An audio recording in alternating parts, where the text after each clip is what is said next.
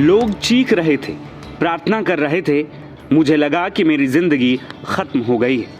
यह बीती है टीएमसी सांसद सागरिका घोष की, जो उस फ्लाइट का हिस्सा रही जो दिल्ली से श्रीनगर जा रही थी और खराब मौसम के कारण प्लेन की नोज में एक बड़ा छेद हो गया, जिसके कारण प्लेन में ऐसा टर्बुलेंस आया कि लोग चीखने चिल्लाने लगे, भगवान को याद करने लगे।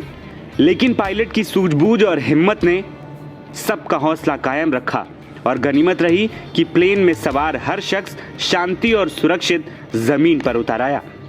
इमरजेंसी में उतरने के पल को याद करते हुए तृणमूल कांग्रेस की नेता सागरिका घोष ने बुधवार को कहा कि यह मौत के करीब पहुंचने जैसा अनुभव था। दरअसल इस प्लेन में तृणमूल का 5 सदस्यीय प्रतिनिधि मंडल श्रीनगर जाने वाली उस उड़ान में सवार था। इस विमान में प्रतिनिधि मंडल के सदस्य डेरेक ओब्रायन, नदीमुल हक, सागरिका घोष, मानस भुइयां और ममता ठाकुर शामिल थे।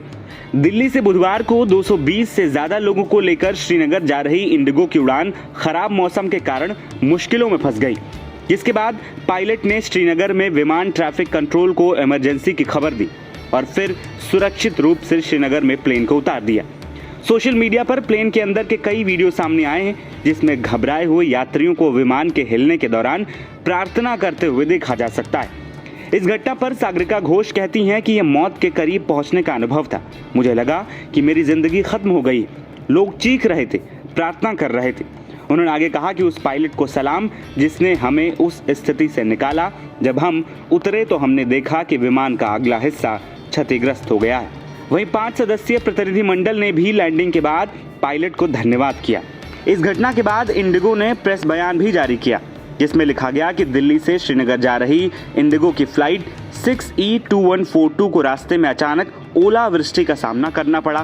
फ्लाइट और केबिन क्रू ने स्थापित प्रोटोकॉल का पालन किया और विमान को श्रीनगर में सुरक्षित रूप से उतारा। विमान के आगमन के बाद एयरपोर्ट की टीम ने यात्रियों की देखभाल की और उनकी भलाई और आराम को प्राथमिकता दी। आवश्यक निरीक्षण और रखरखाव के बाद विमान को रवाना किया गया। वहीं विमान के सामने आई तस्वीरों में आप साफ देख सकते हैं कि प्लेन के आगे की नोज पूरी तरीके से टूट चुकी है और एक बड़ा गड्ढा भी हो चुका है। इस बात से आप ये अंदाज़ा लगा सकते हैं कि जब ये प्लेन हवा में रहा होगा तो कितनी बड़ी परेशानी प्लेन के अंदर लोगों को सामना करना पड़ा होगा। दूसरी ओर टीएमसी का प्रतिनिधिमंडल 23 मई तक जम्मू कश्मीर में रहेगा और श्रीनगर के अलावा पुंछ और राजौरी का दौरा करेगा।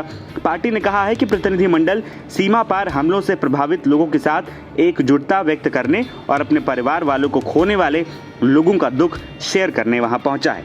एनबीटी ऑनलाइन की रिपोर्ट।